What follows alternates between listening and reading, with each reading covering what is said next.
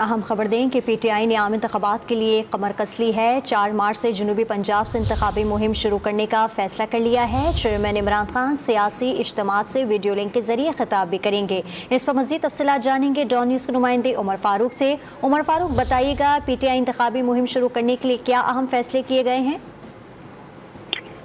جی، جیسا کہ P T I اعلان کر چکی ہے کہ 4 مارچ بروز ہفتہ سے وہ اپنی انتخابی مہم کا آغاز کرے گی، تو عمران خان نے یہ فیصلہ کیا ہے کہ جنوبی پنجاب سے انتخابی مہم شروع کی جائے گی اور پہلے روز جنوبی پنجاب کے 12 اضلاع میں سیاسی اجتماعات ہوں گے۔